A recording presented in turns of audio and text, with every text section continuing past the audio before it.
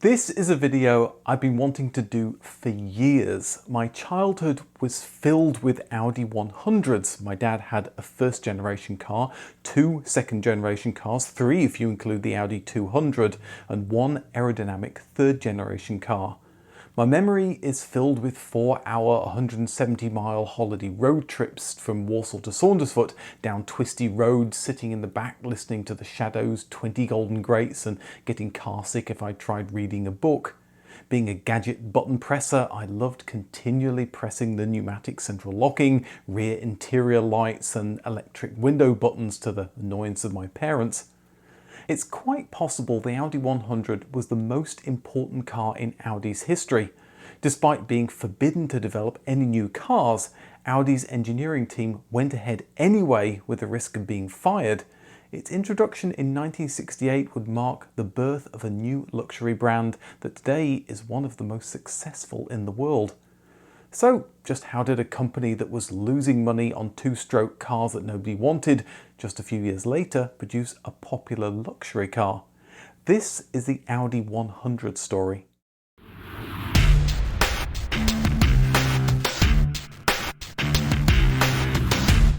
Audi has a long and storied history. The company was founded in the city of Zwickau in 1910. It fell inside Soviet-controlled East Germany after the Second World War. With a division of East and West Germany, Audi, now part of Auto Union, restarted operations in Ingolstadt in West Germany. It took a long time to return to mass car production. By the 1950s, they were producing underpowered two-stroke cars. In 1958, they were purchased by Mercedes, who invested in a new factory. But Auto Union remained unprofitable, with 30,000 cars waiting to be sold, and Mercedes cut their losses and sold their stake. Volkswagen bought 50% of Auto Union in 1964, mainly to get the spare production capacity to produce the Beetle. But when they evaluated Mercedes' investment, they changed their tune. Mercedes had paid for the development of an almost ready-to-go four-stroke engine, so the decision was taken to put it into the DKW F102 and give it a fresh lick of paint. To show Auto Union was under new management and that four-stroke engines were in their future, the DKW brand was ditched. The new car, if you could call it that, was simply called the Audi, although it would still bear the four-ring logo of Auto Union on the front. The car soon got the Audi 72 name, denoting its output in metric horsepower. In 1969, it got more power as the Audi 80. That wasn't to say that Volkswagen were giving Audi the green light to make new models, far from it. This was purely a satellite operation that should focus on manufacturing cars, not designing them. Volkswagen chief Heinrich Nordhoff expressly forbade Audi from developing any new cars. He sent a rising star, Rudolf Leiding, to clean out the old management and get production firing on all cylinders. The team in Ingolstadt saw this as the death of their engineering department. Their head, Ludwig Krauss, referred to the new Audi 80 with its hastily installed four-stroke engine as the bastard. His team took it upon themselves to develop a new, larger car in secret. It would be so good that Nordhoff wouldn't be able to ignore it and would have to put it into production. At least, that was the hope. Krauss already had a clear goal for this car. It needed a powerful yet economical engine. It needed to be lighter than the competition with better aerodynamics. All this would give better acceleration, and that would be its recipe for success. Work continued in secret until none other than new Audi head and Volkswagen manager Rudolf Leiding discovered a clay of the car. Rather than shutting down the whole program, he was delighted. "Let's build it," he said. "We'll sell at least 300,000. Having Leiding's backing was essential, but Audi's development team still needed the approval of Volkswagen's head Heinrich Nordhoff. He paid a visit to Audi to see the body modifications that they were working on. Leiding was worried what the Volkswagen CEO would say. He said to his wife that morning, "If I come back home for lunch today, you'll know I've been thrown out." When he arrived for the presentation, he didn't even bother taking his coat off. They pulled the cloth off the new car, and Volkswagen's CEO spent time studying it. After a worrying amount of time, he turned and said, "Herr Leiding, you have my go-ahead for this car. The green light was given for a run of 100,000 vehicles. The car launched as the Audi 100 in 1968, pitched as a luxurious Grand Tourer using the Mercedes-funded four-cylinder engine with 80, 90 or 100 horsepower. Like the smaller Audi, it was front-wheel drive and used many of its parts. The dashboard wasn't one of them. The Audi 100's dash was all new and it had a distinct high-end interior. The seats, upholstered in what else but 1960s corduroy and leatherette, looked remarkably similar to those in the Audi 80 and didn't look like they could hold you secure even in the tightest bends, as the brochure assured prospective buyers. But as this car was pitched as high-end, you could get the seats upholstered in real leather as well. The Audi 72 suspension was improved using spring dampers that delivered better handling. Two-circuit brakes provided safety in case one failed, something previously seen on cars like the Jaguar C-Type. However, safety was still rudimentary, with only a padded dashboard to protect you from disaster.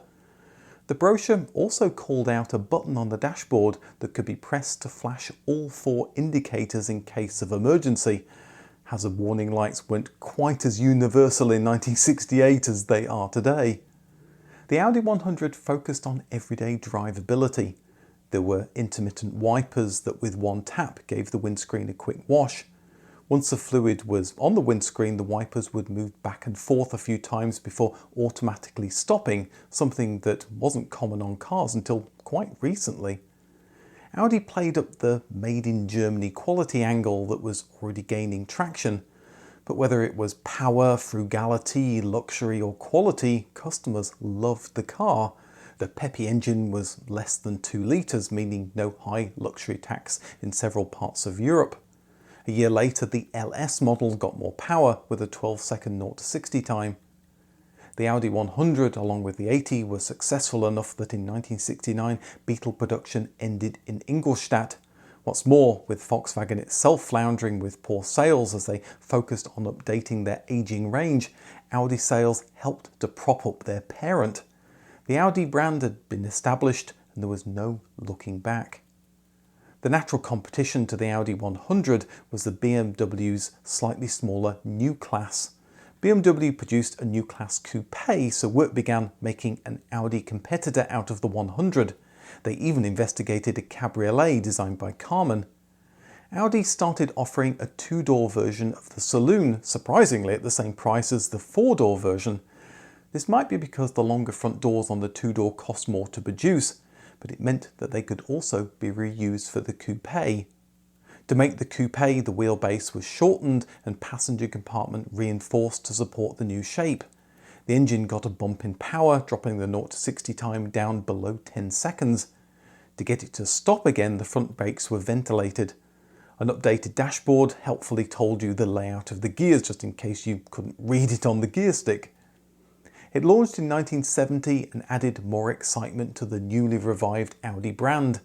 With the addition of an automatic gearbox on all 100 models, Audi became a desirable luxury brand for those in the know. Volkswagen bought another failing car company, NSU, and folded their product line in with Audi's. NSU had the RO80, a car 14 centimeters longer than the Audi 100, so this became the new top-of-the-range model for the newly combined Audi NSU division. But the RO80 continued to sell poorly with its unconventional and unreliable rotary engine, while the Audi 100 blossomed. Soon a new range topper, the Audi 100 GL, appeared with the same uprated engine as the coupe and its double headlights. The Audi 100 also got power steering, something sorely needed on a car this size. In 1974, the least powerful engine in the lineup, a 1.8 litre, was replaced by the new 1.6 litre from the Audi 80. Whilst being a newer design, it didn't have any advantage other than a small bump in fuel efficiency. That would make good publicity though, with skyrocketing fuel prices. But given Audi's engines were already relatively fuel efficient and they already had a new fuel-sipping Audi 50 Super Mini, they weren't hit as hard as some of their competitors. The Audi 100 had reached North America in 1970, and by the mid-70s it included fuel injection to help with US emission rules. Audi went on to produce 827,000 first-generation cars, a lot more than the 300,000 that Rudolf Leiding had predicted. With Audi on the ascendancy, Volkswagen realised the scrappy styling and engineering team needed more support. In 1969, they built a new complex of buildings in Ingolstadt. Audi's luxury cars would complement Volkswagen's mass-market range, and it meant there were more components in the parts bin for larger Volkswagen vehicles. A stronger Audi would create a stronger Volkswagen. The first Audi 100 could be seen as a product of Mercedes' investment and influence. The next generation Audi 100 would be a chance for the Ingolstadt staff to show what they could do, to make something that could beat the best BMW and Mercedes had to offer. And with the NSU R080 ending production, this was Audi's true top-of-the-range model.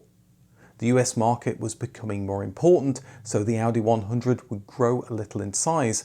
That would keep it larger than the BMW New Class replacement, the 5 Series, and it would be the same size as the Mercedes W114-115 saloon. Unfortunately, Mercedes would update their car the year the new Audi 100 launched, and that car was a little larger. Being developed during the fuel crisis, understandably, Audi's focus was fuel efficiency. That meant low drag, just 0.36, and losing weight. In the end, the car would actually gain 50 kilos in weight, but then Audi were already adding passive safety features and, of course, more luxury equipment that customers were demanding. The BMW 5 Series and Mercedes W123 would come in 135 kilos and a whopping 290 kilos heavier respectively. This focus on weight control helped make the new Audi more nimble and efficient. What's more, the chassis was stiffer and the car introduced better side impact protection. The head of development was Ferdinand Piëch, fresh from his time at Porsche. He was a man of very exacting standards who would go on to head Volkswagen and drive the introduction of the Phaeton, so it's no surprise that he set very high standards for the new car, putting it through a rigorous set of extreme condition tests designed to make it bulletproof. The interior was crafted by the same person who styled the NSU R080 with suitably 70s brown, blue, orange or green, or relaxing tones from nature. Air vents went across almost the entire length of the dashboard and were part of a desire to deliver a cool or a warm, gentle breeze, not like being sat in front of a hairdryer. In 1977, the two-door saloon launched, but it wasn't popular, capturing just 2% of sales. It wasn't a coupe, but with the world thinking hatchbacks were heavenly, Audi would produce a 5-door hatchback as the Audi 100 Avant. It started out as a straight estate car, but soon morphed into a hatchback similar to the Passat and would go toe-to-toe against the Renault 30 and Rover SD1. It was a car I kept telling my dad to buy because I felt it was better. I mean, just look at all that space to load beer barrels. But sadly, he preferred the saloon, which he got in April 1977. It was supposed to have cruise control, but Audi didn't have that technology solved, so if I recall correctly, there was an embarrassed note in the manual telling owners that they wouldn't get this feature. It would eventually arrive for the 1978 year model. BMW and Mercedes used 6-cylinder engines to push their cars at ever-dizzying speeds down the Autobahn, but Audi, again looking for efficiency, charted their own course. In 1977, they introduced a 2.1-litre 5-cylinder engine. With fuel injection, it had power, 136 horsepower, but also a degree of fuel efficiency. The decision to go with 5 cylinders was also a product of Audi's front-wheel drive design. A 6-cylinder engine would have been too large and would have required an expensive reconfiguration of the front end. The reason most use an even number of cylinders is the forces of each pair of cylinders effectively cancel each other out, reducing vibration, so Audi had its work cut out making sure that their luxurious car didn't rattle like an old diesel van. It wasn't the first 5-cylinder engine though. Mercedes had used it in the W115 in 1974, and funny enough it was developed by Ferdinand Piëch, who was now heading Audi 100 development. Mercedes also had diesel engines, and the Audi 100 got its own in 1978, a 5-cylinder naturally that got decent fuel economy and was quieter than Mercedes' car. It arrived just in time for the second oil shock in 1979. The 5-cylinder wasn't the only surprising engine considered for the second generation Audi 100. The rotary engine in the R080 might have helped sink NSU, but it was small yet powerful and was getting more reliable. Fuel consumption was also better, but it still wasn't great. The advancement in regular internal combustion engines meant it just wasn't worth taking the risk, and despite being invented by a German, rotary engine development in Germany ended here. The first generation Audi was sold in North America for another year because the US emissions tests hadn't been completed. When it launched in 1977, it got a new name, the Audi 5000, to highlight the 5-cylinder engine. Volkswagen were selling the Type 4 and the K70, which had come from NSU. Volkswagen felt that the Audi 100 would make a perfect replacement, and they'd sell it as the VW Hurricane. It used the Audi 100 Avant body style, making it the Passat's bigger brother. In the end though, Volkswagen decided against selling larger cars and the Hurricane blew itself out. Audi felt that customers were looking for more luxury, so they introduced the CD trim level in 1978, also sold as the Audi 500S in North America. It had metallic paint, central locking, electric windows, height adjustable driver's seat, electric sunroof and rear seat cushions that, rather than providing comfort, just seemed to get in the way. The CD was just the appetizer though. The main course came a year later, the Audi 200. Underneath it was a 4-door Audi 100 saloon, but now came with 4 rectangular headlights. It was originally slated to use that NSU rotary engine, but instead came with either a fuel-injected 2.2-litre 5-cylinder producing 136 horsepower, or a monster turbocharged 170 horsepower version that got to 60 in 9.4 seconds. Both could be allied to a 5-speed manual or a 3-speed automatic. The turbo kicked in at 3000 RPM, delivering a kick in the back. It might be fast, but it wasn't a patch on the competition. BMW had by now produced the M535i with a colossal 215 horsepower. Even Mercedes offered a car with more power than the 200. The problem Audi had was their front-wheel drive setup and small engine bay that limited them to a 2.2-litre 5-cylinder engine. BMW were using 3.5-litre 6-cylinder engines in their rear-wheel drive car. Maybe this is why the Audi 200 was sold on what its marketing people called a canny trade-off between power and fuel economy. It certainly made a good companion to Audi's groundbreaking all-wheel drive Quattro that launched 3 months later using the same 5-cylinder engine.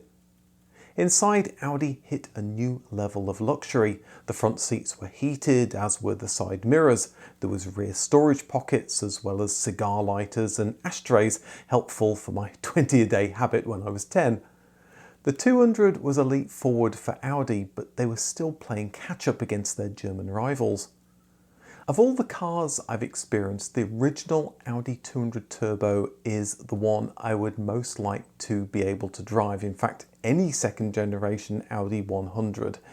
I still have vivid memories of my dad driving it hard on a twisty A road. Maybe it's the rose-tinted specs, but it's one of those cars that you were too young to drive and want to go back and see if the memory lives up to the reality. North America also got the turbocharged engine. There was a brief transatlantic interest in diesels, and Audi obliged with a regular diesel, then a turbo diesel in 1983. It might be frugal with 31 US miles per gallon, but at only 84 horsepower it wasn't particularly fast. Europe got the equally frugal Formel E with a start-stop system. The 1.6-litre petrol engine offered similar fuel efficiency to the North American diesel with a tad more performance.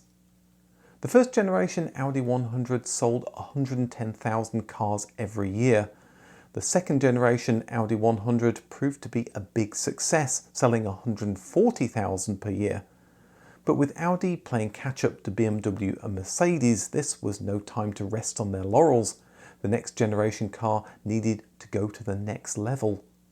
A coupe was investigated, but with the Audi Quattro on the cards, this idea was abandoned. The new model would once again be a saloon and an Avant hatchback. With the two-door model selling so poorly, all models would have rear doors. The focus was once again fuel efficiency. Audi took over Volkswagen's wind tunnel in Wolfsburg to make a practical car with very low drag. I would say groundbreaking drag, but this was a path that had already been taken by Citroën in the 1950s with the DS. The first the public got to see the new shape was the Auto 2000 concept at the 1981 Frankfurt Motor Show. Panel gaps had been minimised and glass installed such that there was a smooth airflow over the whole vehicle, giving the car a quite remarkable 0.285 drag factor. The car that launched in 1982 couldn't quite match that, but it was close at just 0.3. It was another engineering triumph spearheaded by Ferdinand Piëch and set the standard for how cars should be built in the future. It wasn't just slippery, it was light as well, a few kilos lighter than the old model while offering more comfort and safety. All this allowed Audi to claim the car could go 1,000 kilometers on a single 80-litre tank of fuel. In fact, their brochure seemed to talk of little else other than the car's ability to sip fuel. By page 10 of the brochure, they did finally manage to talk about the car's other attributes, starting with comfort. There was better ergonomics and more features like a standard height adjustable driver's seat. The coloured dashboard of the previous car was replaced with a less exciting but more practical black, with seats offered in muted conservative colours. Rear passengers on the CD trim level got their own headphone jacks and everyone had the option of climate control. ABS offered improved safety. Audi were also at pains to talk about what was under the skin. Galvanised panels, a zinc phosphate coating and PVC in important areas provided better rust protection. Robots welded the car and a brand new paint shop meant a much higher quality of finish. The Avant and 200 followed a year later, still with a turbo and now with an onboard computer. Options included climate control, self-leveling suspension and electrically adjustable seats. It couldn't claim the same wind-cheating drag factor as the 100 with a value of only 0.33. A year later in 1984, Audi's Quattro all-wheel drive system arrived as an option on both cars.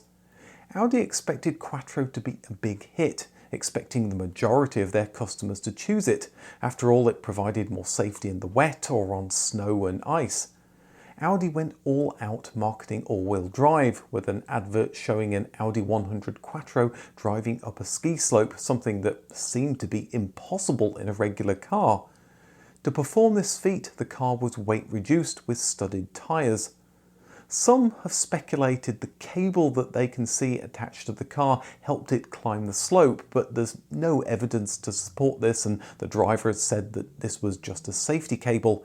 In fact, it would be horrendous if Audi hadn't insisted on a safety cable to guard against a potential deadly crash.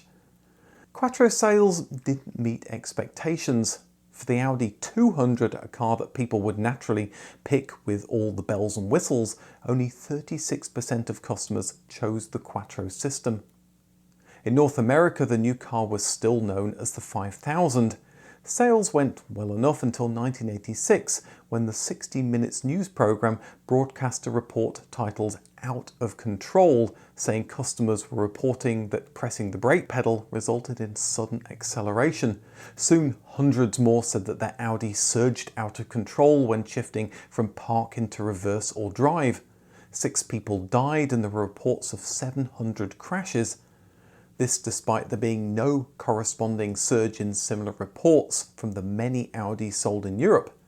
50 cars from 20 manufacturers were eventually investigated for the same problem, like the popular Toyota Camry.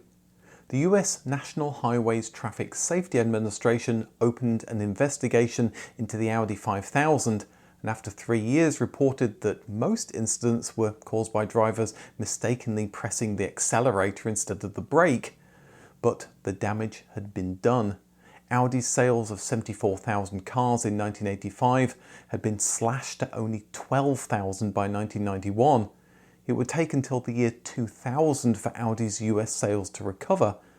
In the litigious USA, a class action lawsuit was opened by Audi owners wanting money to compensate for the poor resale value of their cars that never had a fault.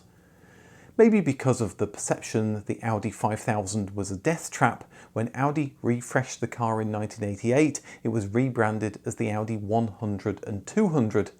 On automatic models, the brake and accelerator were spaced further apart, and the driver had to press the brake before they switched out of park. So if you've ever wondered why you need to press the brake pedal before you start the car, it all stems from lawsuits from Audi drivers in the 1980s. Back in Ingolstadt, Audi was living by the mantra progress through technology, or Vorsprung durch Technik. Quality meant Audi was turning into a desirable luxury brand with a selection of saloons, estates and coupes. The cars rusted even less with a fully galvanized body. Safety improved with the Procon 10 system that pulled the steering column away from the driver in the event of a crash. The Audi 200 got a boost with a 200 turbo Quattro 20 valve that delivered 200 horsepower with a 0 to 60 time just over 6 seconds. Audi entered into the Trans Am series, winning 8 out of 13 events in 1988. That same year, the 100 and 200 got a refresh. There was a new, still very black dashboard and the option of a driver's airbag. In 1990, the 100 was the first vehicle to get Volkswagen's powerful yet frugal 2.5 litre TDI common rail turbo diesel. Audi's fastest 100 and 200 could never compete with an M-powered 5 Series, but that changed when Audi crammed a V8 into the 100's tight engine bay. The new range topper was slated to be named the 300, but launched as the Audi V8, and I've got a video about that linked above. The 100 was exported as knockdown kits to South Africa. It was also produced in China starting in 1988, produced by Hongqi and also badged as a Hongqi. It would also be produced in Volkswagen part-owned Chinese factories as an Audi until 1999 when it was replaced by the A6. Hongqi Audi 100 production ran until 2004. Progress through technology, Vorsprung durch Technik. Audi revealed the Audi Duo concept in 1989, a hybrid years before the Prius. The 2.3 litre engine was assisted by an electric motor powered by 54 NiCad batteries. On pure EV power, the car had a range of around 19 miles, but only with a top speed of 30 miles an hour. The Duo was updated in 1992 with sodium-sulfur batteries and again in 1997 with a diesel engine and lead-acid batteries. It seemed to be going backwards. This would make it to production as the Audi A4 Duo 3, but only 90 were ever produced and it became a technological dead end. It would take until 2011 until Audi introduced another hybrid. Audi continued with more fuel-saving stunts for their aerodynamic car. A 100 TDI was hypermiled through Europe to show how economical it was. That's all very well, but being thrifty isn't the first thing on the minds of those in the market for an expensive car. Mercedes was all. BMW was. And Audi was. Class-leading aerodynamics. Fuel-efficient diesel. Hypermiling. Maybe that's a little harsh. Audi did have its Quattro technology, but this was 10 years old at this point. Sales had taken a hit in the USA with the unintended acceleration scare, and this and Audi's focus on Quattro and hypermiling were possibly why the third generation Audi 100 sold less per year than the previous generation car, despite being superior on paper. Work on the fourth generation began as early as 1984, mainly under the leadership of J. Mays, the stylist of the new Beetle.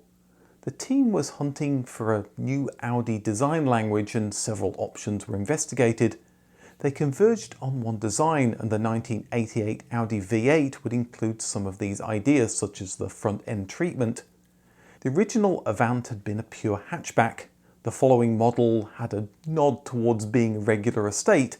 The next incarnation would continue on this journey. While the exterior ultimately became an evolution of the previous car, the interior got more of an update, with sweeping lines and a shift away from the wall of black with opulent leather and walnut. The new Audi 100 launched at the end of 1990. The focus was on the car's green credentials, with phrases like ecology and sustainability and social responsibility being bandied about. After all, we'd just discovered that there was a massive hole in the ozone layer. The new car had even better aerodynamics, 0.29. It was no heavier despite being 10 centimeters longer and with better torsional stiffness. Like the previous generation, a lot of effort went into making the car easier to produce and at the same time raise the quality. For example, the roof was glued for higher rigidity. The sides of the car were more vertical, which Audi said reduced the amount of rain that fell on the seats when the door opened, and also reduced the amount of sunlight, so making the interior cooler in the summer. Customers felt it had the opposite effect, turning the car into a greenhouse. The Avant got a practical split-fold rear seat, and there was an optional kid's third row in the boot.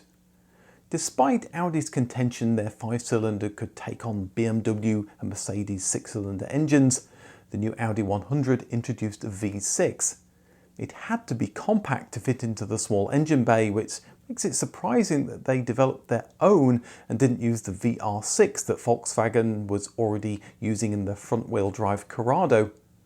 Another thing that was a little odd, and hopefully someone will explain this in the comments, but in South Africa the Audi 100 was rebranded as the Audi 500 just for this version. The Audi 200 had been the most opulent model, but that mantle had been taken by the Audi V8. Clearly the German carmaker felt that there was a gap between the V8 and the 100 as they launched a sporty version of the 100 as the S4 in 1991. Or maybe it was a response to BMW's M models. The S4 name came from the C4, the code name for the 4th generation Audi 100, but it was sporty, so it was an S4. Today it's easy to get this car confused with the S4 that's based on the smaller A4, so to avoid confusion it's sometimes called the Audi 100 S4, but at the time it was just the Audi S4. It might only have a 5-cylinder engine compared to the regular car's V6, but at 227 horsepower it was more powerful, getting to 60 in a tad over 6 seconds and onwards to over 150 miles an hour.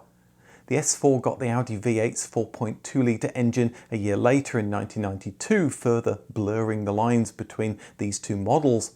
It shows the power of the smaller turbocharged intercooled 5-cylinder engine that the V8, which was almost double the capacity, only shaved 0.3 off the 0 to 60 time. You could get your S4 with a practical beer barrel shifting Avant body as well, endorsed by none other than Ayrton Senna, who used one as a runaround. In 1994 the Audi V8 was replaced by the A8, which kicked off a big renaming scheme. The 80 became the A4 and the 100 was rebranded as the A6 and the S4 became the S6. While it got a facelift, underneath the Audi A6 was really just a 4th generation Audi 100. The A6 launched 84 years after the first Audi rolled off the production line in Zwickau. After the Berlin Wall fell, Volkswagen bought the factory that had made those pre-war Audis and more recently had been churning out Trabants. The Audi story came full circle in 2021 when Audi production returned to Zwickau in the form of the Audi Q4 e-tron. It might not look it, but when Volkswagen bought Auto Union in 1964, the company was primed for success. Mercedes had helped them craft the high-quality F102 and a 4-stroke engine, a car and engine that would be combined to become the Audi 80. Their lead engineer was a Mercedes transplant who gave the company a high standard to follow. But if Auto Union's technical department hadn't ignored instructions and developed the 100 in evenings on a shoestring budget, At best, Audi would have become a satellite operation of Volkswagen, maybe producing variants of their models.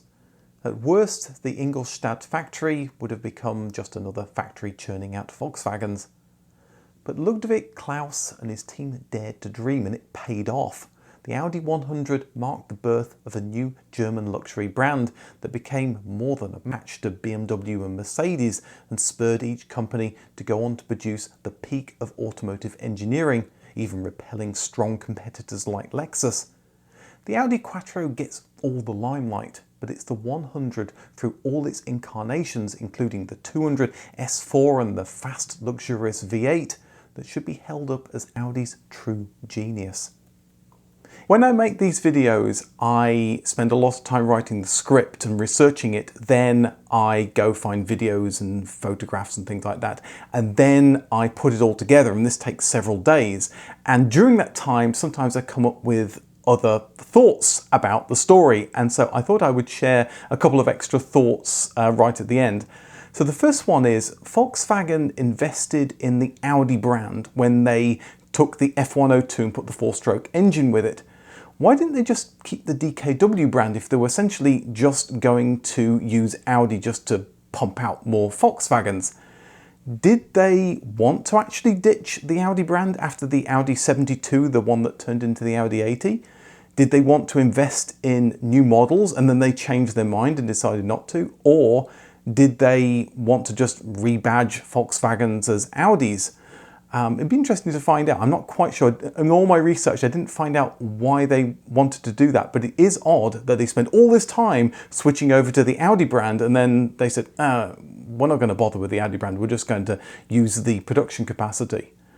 Rudolf Leiding, the one that was instrumental in creating the Audi 100, the person from Volkswagen who went to Audi, after he went to Audi, he then went to Brazil and he developed the Volkswagen SP and Brasilia, and I've done a video about that. So just connecting the dots, that's what he went and did there. So the final thing I wanted to mention is Audi, when they were developing the Audi 100 or the 200, they were working with a rotary engine. And so why are they messing around with this rotary engine when they could use this 5-cylinder turbocharged model, which they eventually came out with? I'm not sure the whole rotary thing was all about fuel efficiency. I think this was Audi's attempt to get massive amounts of power out of a rotary engine and potentially to become a BMW killer. Because remember, rotary engines are really small and Audi's engine bay is really small. So you could double the size of the R080 engine and make something that has massive output, and it would still be small enough to fit into the engine bay. It's free technology that Audi already owns because they bought NSU that had that design. The rotary engine's getting more reliable, and it might have beaten the BMW M535i. Anyway, that's all I have to say. If you want to learn more about Audi's next step, the V8, there's a video with a slightly more youthful version of me on the right. Thanks for watching, and I'll see you in the next video.